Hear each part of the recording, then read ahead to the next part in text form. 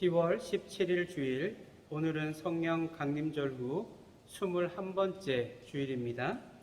이제 경건하게 하나님께 예배를 올려드리겠습니다.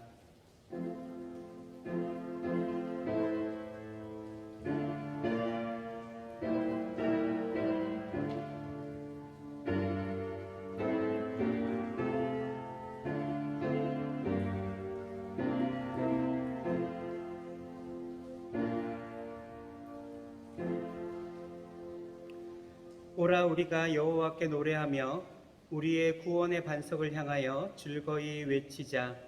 우리가 감사함으로 그 앞에 나아가며 시를 지어 즐거이 그를 노래하자.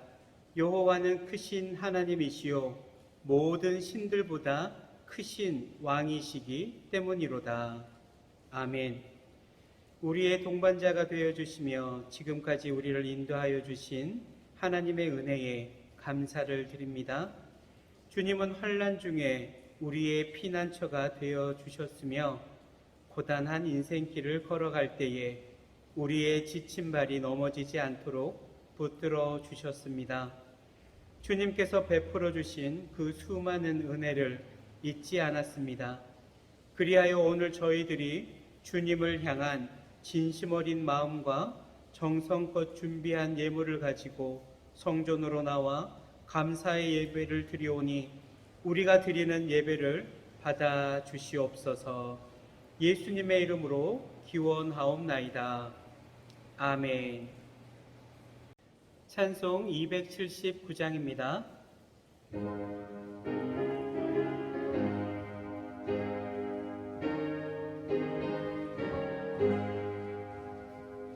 인내하신 구세주여 내가 비오니 죄인오라 하실 때에 날 부르소서. 주여 주여 내가 비오니 죄인오라 하실 때에 날 부르소서. 자비하신 보좌 앞에 울어 엎드려 자복하고 회개하니 믿음 주소서. 주여 주여 내가 비오니 죄인오라 하실 때에 날 부르소서. 주의 공로 의지하여 주께 가오니 상한 마음을 고치시고 구원하소서. 주여 주여 내가 비오니 죄인오라 하실 때에 날 부르소서. 만복 근원 우리 주여 위로하소서. 우리 주와 같으시니 어디 있을까. 주여 주여 내가 비오니 죄인오라 하실 때에 날 부르소서. 아멘.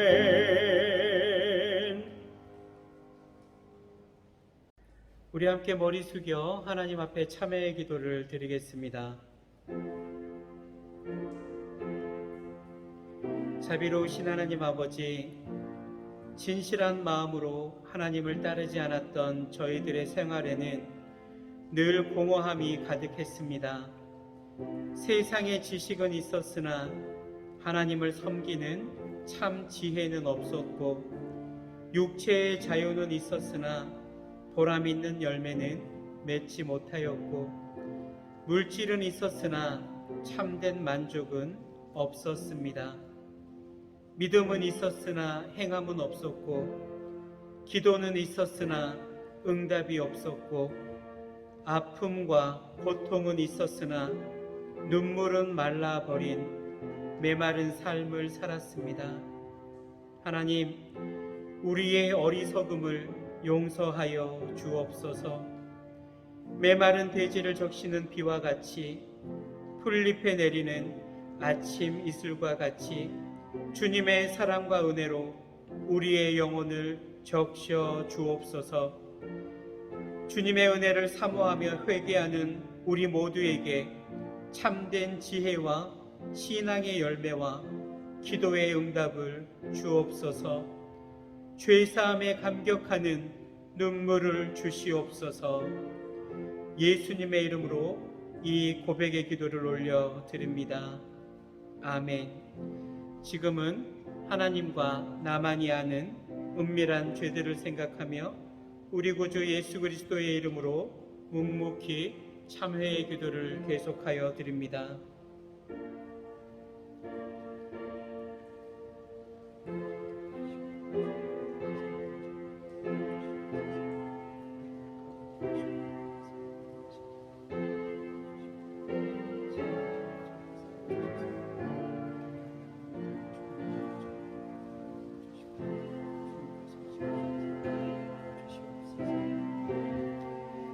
이 시간 우리를 향한 하나님의 용서의 말씀이 있습니다.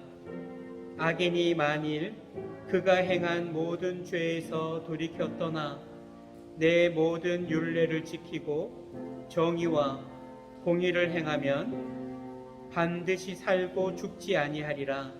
그 범죄한 것이 하나도 기억함이 되지 아니하리니 그가 행한 공의로 살리라. 아멘.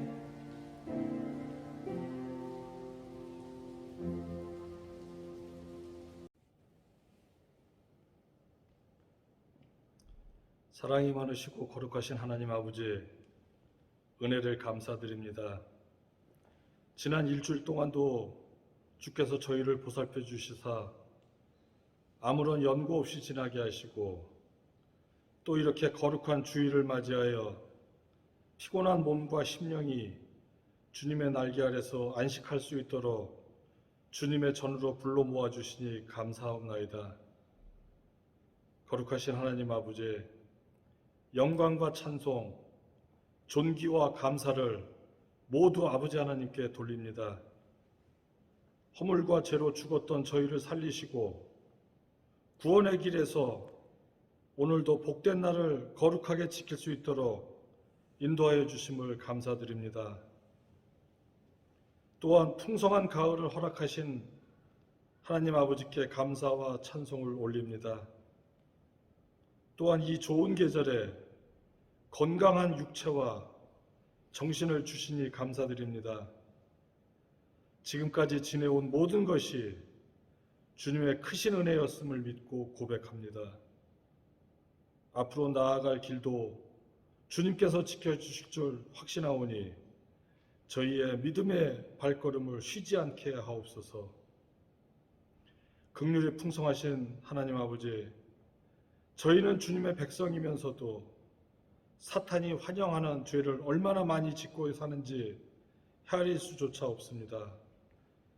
늘 자신의 유격과 세속적 관점을 벗지 못하는 저희를 불쌍히 여겨주시고 보혈의 피로 씻어 정결하고 거룩한 삶을 살아갈 수 있도록 도와주시옵소서.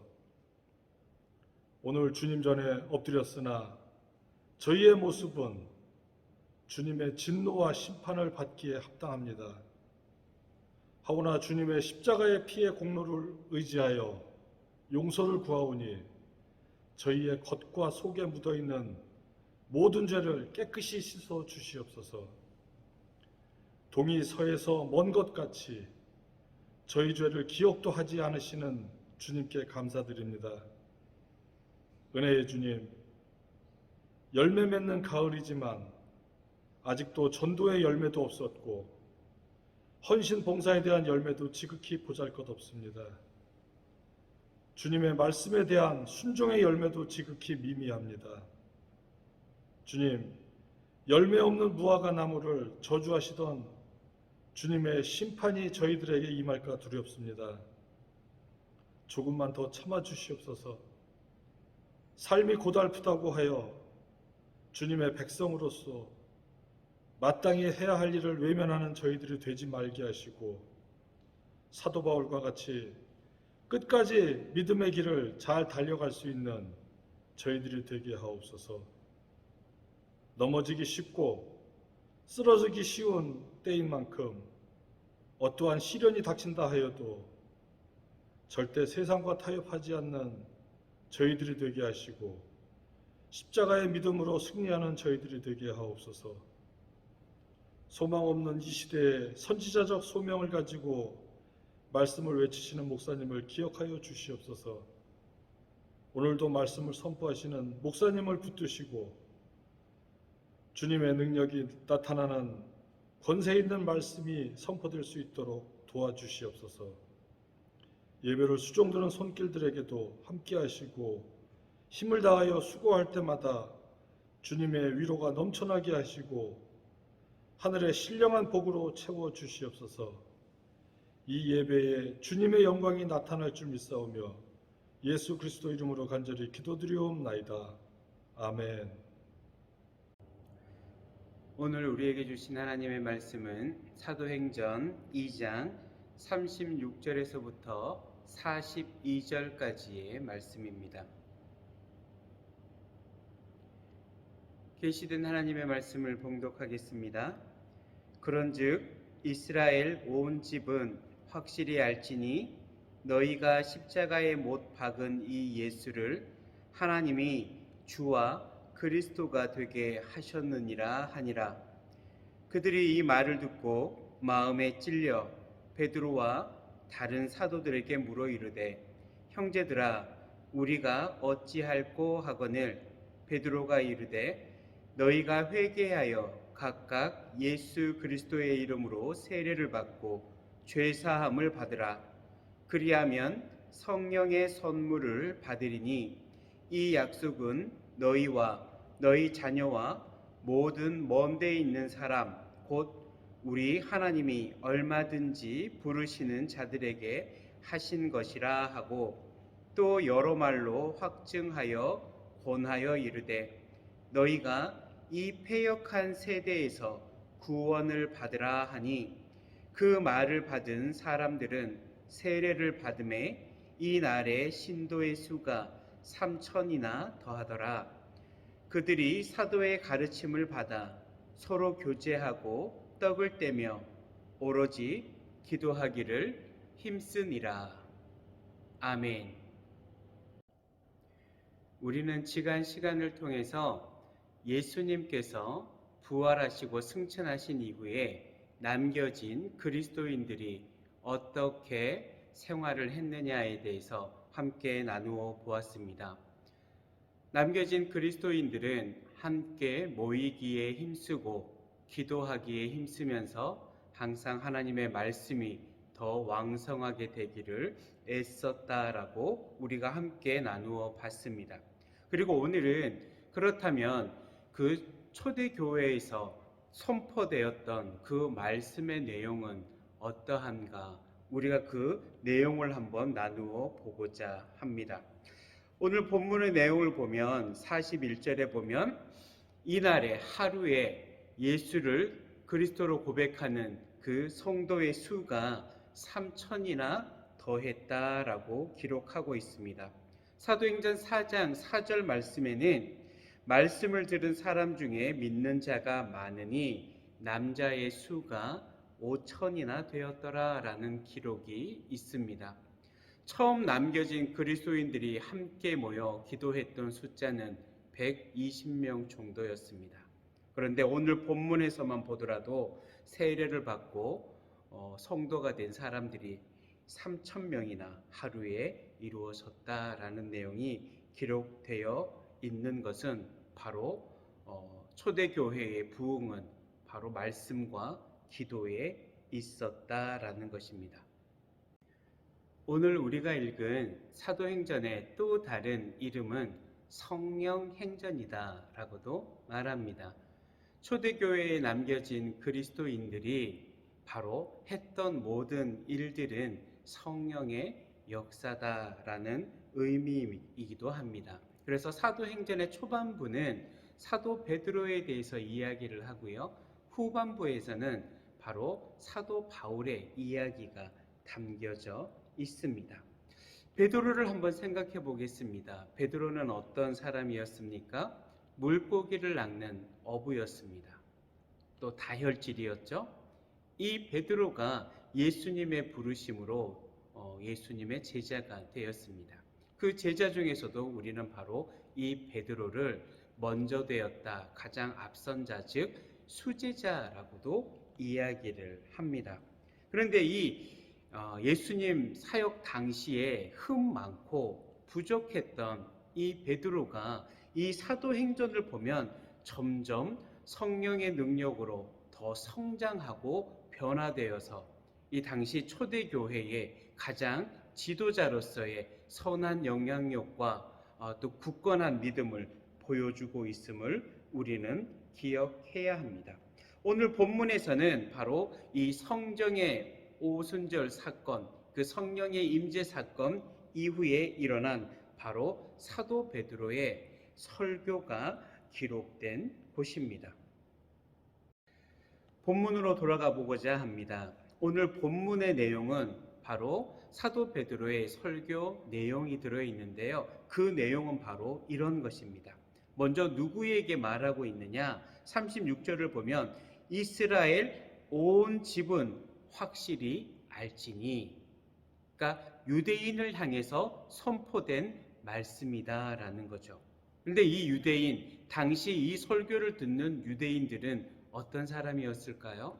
바로 예수님을 십자가에 못 박았던 사람들입니다. 그렇기 때문에 이 베드로, 예수님의 제자인 베드로 입장에서 바로 예수님의 십자가를 이야기하고 나는 예수님을 따르는 제자요라고 설교를 하는 것은 쉬운 일이 아닙니다. 예수님께서 십자가에서 못 박혀 돌아가셨는데 그 일이 제자였던 베드로에게 일어나지 않는다는 보장이 없지요. 어떻게 보면 말을 돌려서 할 수도 있고 아닌 것처럼 이야기를 할 수도 있었음에도 불구하고 오늘 베드로의 설교는 너무나 분명하게 선포되고 있습니다. 바로 내용은 너희가 십자가에 못 박은 이 예수를 하나님이 주와 그리스도가 되게 하셨다라고 말하고 있습니다. 어찌 보면 제자로서 선포하기가 상당히 불편하고 어려운 내용임에도 불구하고 있는 그대로 베드로는 이 말씀을 선포합니다. 바로 이 하나님의 말씀이 선포됐을 때 37절을 보면 놀라운 일이 일어나게 됩니다. 그 유대인들이 이 말을 듣고 어떻게 되었을까요? 마음에 찔렸다라고 기록하고 있습니다. 어찌 보면 이 말을 듣고 나서 유대인들은 더 분노할 수가 있습니다. 더 화를 낼 수도 있고 저 베드로를 잡아라, 예수님의 제자다라고 해서 또 다른 이후에 고난이 생길 수도 있습니다. 하지만 하나님의 말씀이 선포될 때 그들은 바로 이 말을 듣고 마음에 찔렸다라고 합니다. 그냥 단순히 마음 안에서만 이 찔림이 일어난 게 아니라 얼마나 이 찔림과 마음의 상처가 크게 일어났으면 베드로와 또 다른 예수님의 제자인 사도들에게도 묻게 됩니다. 형제들아, 우리가 어찌할꼬? 그러면 우리는 어떻게 해야 됩니까? 예수님을 십자가에 못 박았던 우리는 어떻게 해야 구원을 받을 수 있습니까? 라는 질문입니다. 이러한 유대인들의 질문에 베드로가 말합니다. 너희가 회개하여 회개하라는 거죠. 너희들은 죄인이다. 그 죄도 바로 우리의 구원자 되시는 예수님을 십자가에 못 박은 죄인이다라는 거예요. 그렇기 때문에 지금 우리는 예수의 이름으로 세례를 받고 죄사함을 받는다는 것이 익숙하지만 이 유대인들의 입장에서 보면 자기들이 죽였던 그 예수님의 이름으로 죄사함의 세례를 받는다는 것이 그리 쉽거나 익숙한 내용은 아니었을 겁니다. 말씀을 듣는 그 내용도 불편한 내용이었고 그 이후에 해야 되는 것 역시도 죽였던 예수님의 이름으로 세례를 받아야 하는 것입니다. 베드로는 선언합니다. 예수의 이름으로 세례를 받고 죄사함을 받으라 명령입니다. 그리하면 성령의 선물을 받는다라고 기록하고 있습니다. 그러면서 39절 이 약속은 너희와 또 너희의 자녀들 또 모든 먼 데 있는 곳 하나님이 얼마든지 부르시는 자들에게 하신 것이다. 결국 누구든지 예수를 그리스도로 고백하고 세례받는 자들에게는 죄사함의 역사가 일어날 뿐만 아니라 성령의 선물까지 받게 된다라는 겁니다. 그러면서 40절 여러 말로 확증하여 권하여 이르되 너희가 이 패역한 세대에서 구원을 받으라. 여기서 패역한 세대라는 것은 바로 예수님을 십자가에 못 박았던 유대인들을 말하고 있는 것입니다. 전했던 내용도 놀라운 일이고요. 이 유대인들이 이 말씀을 듣는 그 태도도 놀라운 일들의 연속이다라고 말할 수가 있습니다. 그런데 이러한 일들에 대해서 그 결과가 어떻게 되었을까요? 바로 41절을 보니까 그 말을 받은 사람들은 세례를 받음에 순종했다라는 거예요.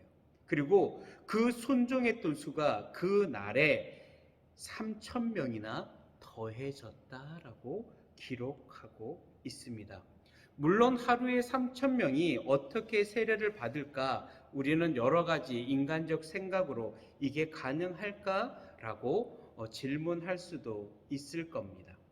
물론 바로 한순간에 3,000명이 세례를 받았다라고 할 수는 없지만 이 12제자들이 순차적으로 나누어서 결국 세례를 준 사람은 3,000명이나 되었다라는 내용이지요.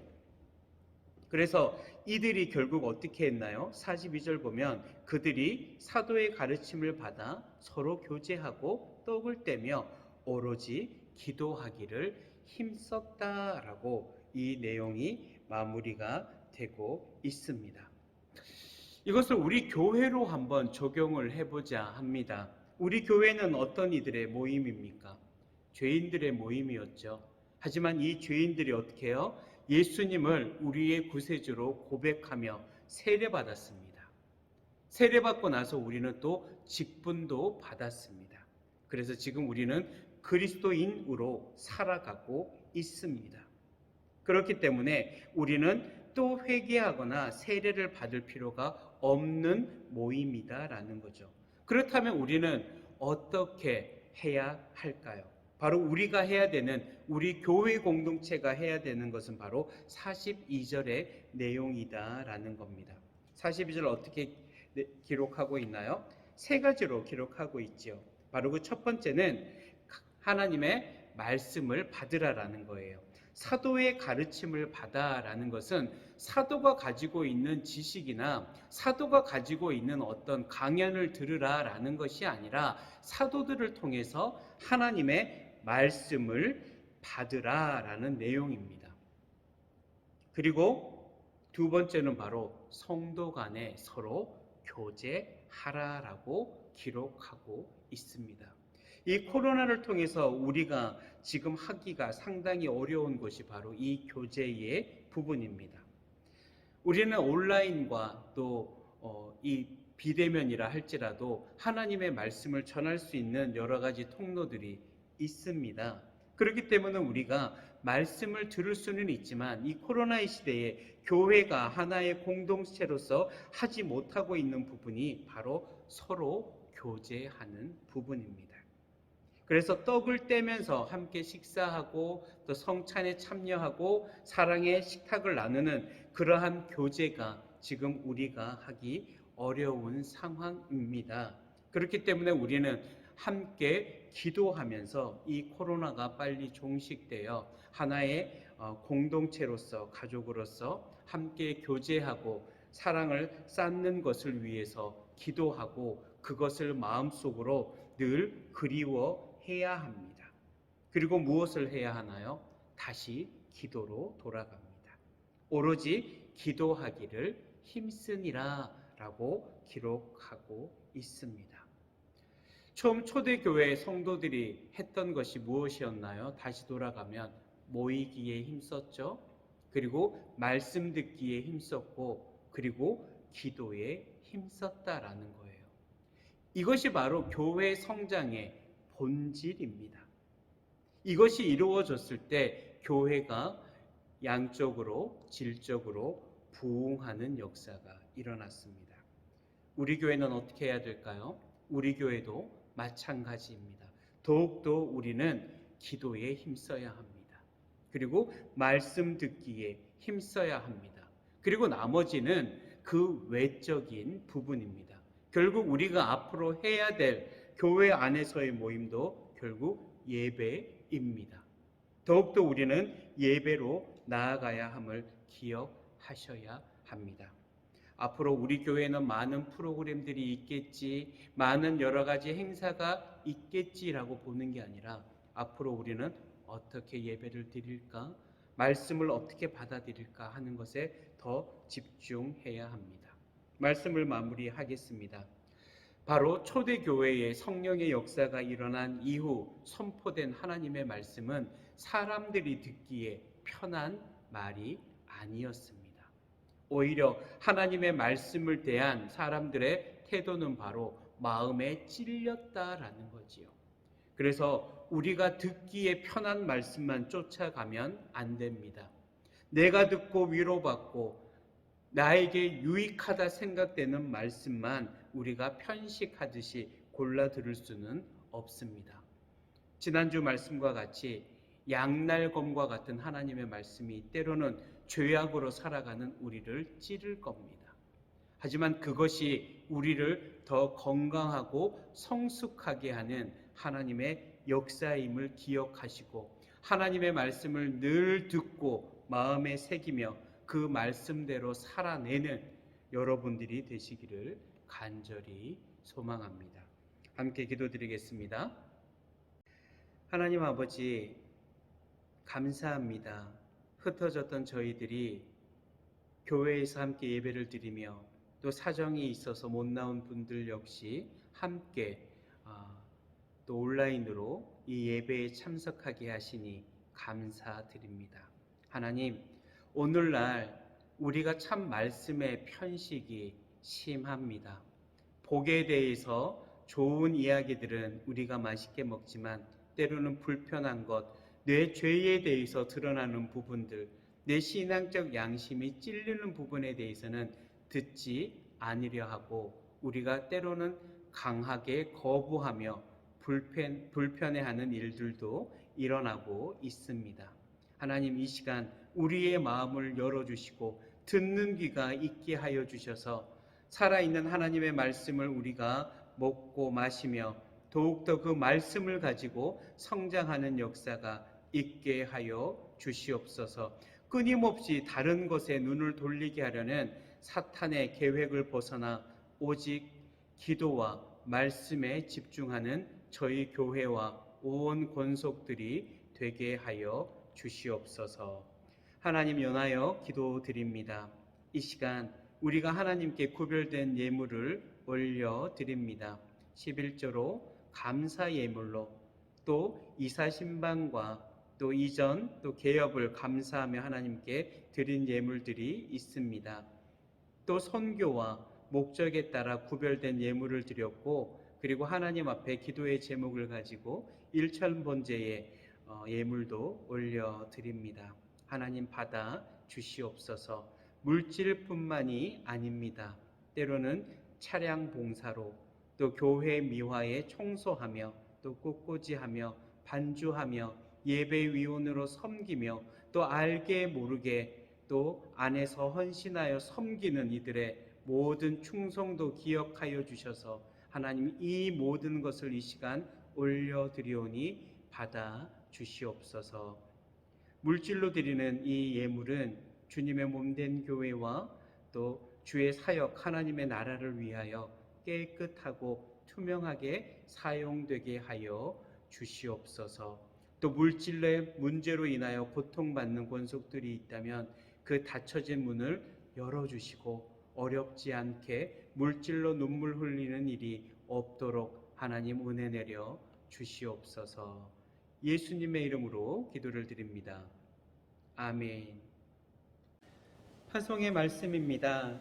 오늘 선포된 말씀을 기억하시면서 말씀대로 살아가시기 바랍니다. 평화로운 마음으로 세상을 향해 나아가십시오. 담대하십시오. 죄에 대해서 스스로 합리화하지 마시고 악으로 악을 갚지 마시고 항상 선한 일에 힘을 쓰시기 바랍니다. 아파하고 어려워하는 이들이 있다면 우리가 사랑으로 그들을 품어 주어야 합니다. 성령님이 주시는 능력 안에서 항상 기쁨을 누리며 살아가시는 복된 한 주가 되시기를 바랍니다. 우리 찬송 301장입니다.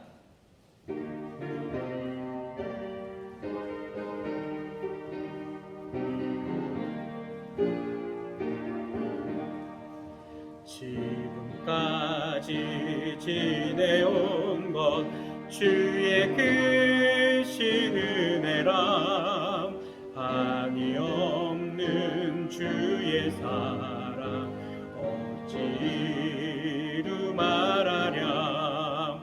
자나깨나 주의 손이 항상 살펴주시고 모든 일을 주 안에서 형통하게 하시네. 몸도 맘도 연약하나 새 힘 받아 살았네.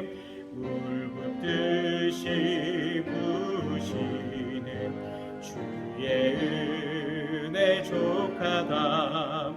사랑 없는 거리에나 험한 산길에 맬 때 주의 손을 굳게 잡고 찬송하며 가리라.